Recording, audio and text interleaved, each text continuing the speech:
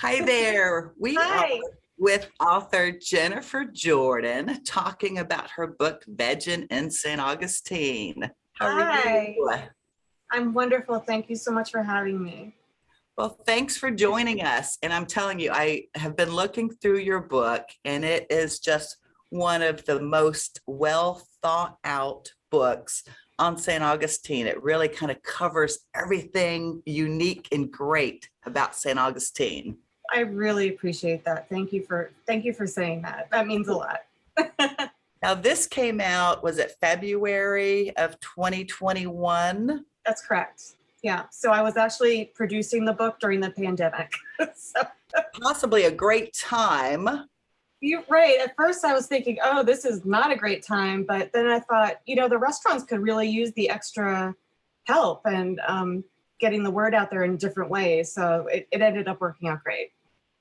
Now, this was you and I'm going to say your sidekick, your Yeah. son, Yes. ventured around to these different restaurants that have great vegetarian and vegan recipes. Yes. Now, did George ever complain? No, he was my number one sidekick. He kept me in line. He kept me on my goals. Mom, you said you were going to be doing this week. Did you get it done? He was so great. And I think the pandemic helped us kind of spend even more time together. So we just had a wonderful time doing it. Well, St. Augustine is such a beautiful city. This is my hometown. And your book just really features, I think, the most beautiful parts of it. Your photography is just incredible. Thank you. Like we were mentioning before, it's really, and it's a lesson for me to remind myself, you don't just go after what you think is the pretty scene or the pretty building or the pretty location. A picture is really just about light. That's all you're doing is capturing light. So I like to do those early morning or evening lessons and walk around town and don't have anything in mind, just look for light and capture that. Well, they are gorgeous photographs. The recipes, if you're not hungry now, you will be by the end of this program. And, I hope you don't mind my saying, but you don't have to be a vegetarian or a vegan to enjoy this book. That was part of my desire for the book, is that people that eat meat would also enjoy it.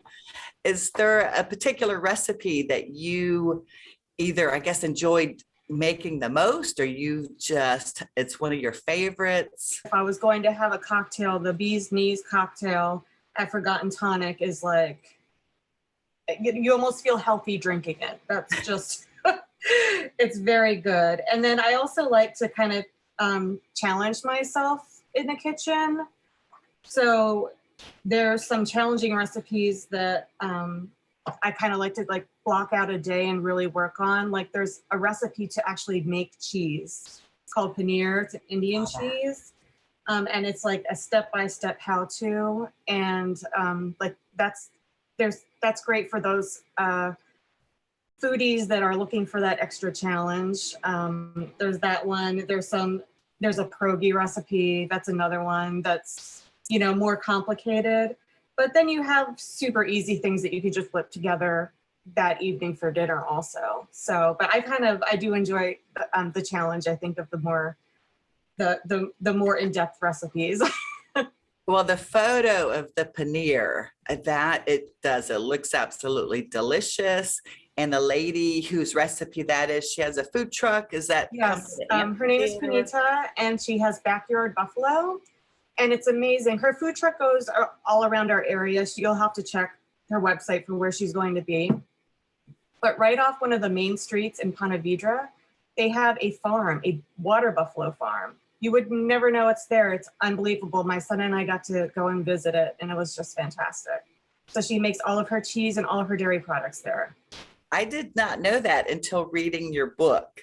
And it talked about this, it's even a community garden where the public can volunteer. Yes. I don't know if there was a membership, but it was this little hidden jewel, up in that Ponte Vedra area. I wanted to make sure I included something that was a nonprofit in the book.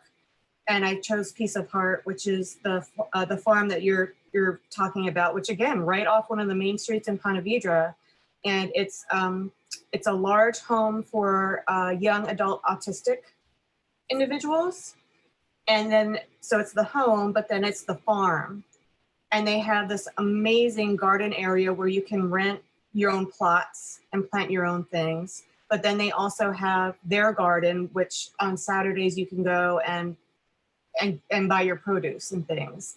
And then they have animals in the back, like chickens and horses and goats and things. It's really amazing. That sounds great. And it so fits in with the whole kind of like farm to table and making sure that, you know, you're using the freshest ingredients for the best kind of outcome.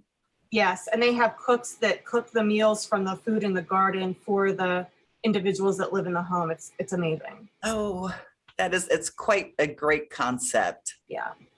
Now, if we wanted to purchase your book, we do have this available at the public library. Yay! If we wanted to purchase your book, how might we go about doing that?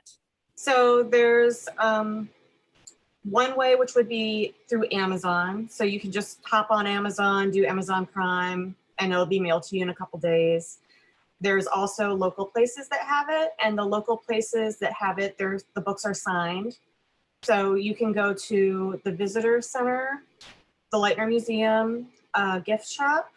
I'm dropping some off at Cultivate Tea and Spice today. St. Francis Inn, St. Augustine Art Association, Kenya Peck House. Diane's Food Market. Oh, I may be missing one, but so they're around town. That's incredible. Finding your book at Lightner Museum, it was a treat. And then your background, you were working there up until the pandemic. I worked there for about 5 years, and that was previous to the pandemic. I ran their communications and their marketing, and I managed the Dressing Down exhibit when it was there. And then I spent about 1.5 years at the Ponte Vedra. It was called the Cultural Center, the Ponte Vedra Cultural Center. And then that's when the pandemic hit, and I got to pause for a minute and be at home with my family a little bit more, and then just like be able to think about what I really wanted to do. And I had this idea for this book, kind of little seed back there for a little while. And I decided to make that kind of major change and step back and work on my own projects. Well, I think all of that experience really kind of focused or brought you to what is a fantastic book. Thank you. Now, you have a second project in the works? I do. It will probably be published the beginning of the year, I would say January. And it's going to be very similar to this book, but it's going to be almost like a continuation to this book, where it'll be all new recipes from all new restaurants and food trucks and bed and breakfasts. And I'm also really excited because I've been doing a lot of research at the Historical Society Research Library, and I'm including some historical recipes, which has been really fun and interesting. We are going to be looking forward to that. Thank you. And thank you for joining us today. You're welcome. You're so very welcome. Thank you for having me.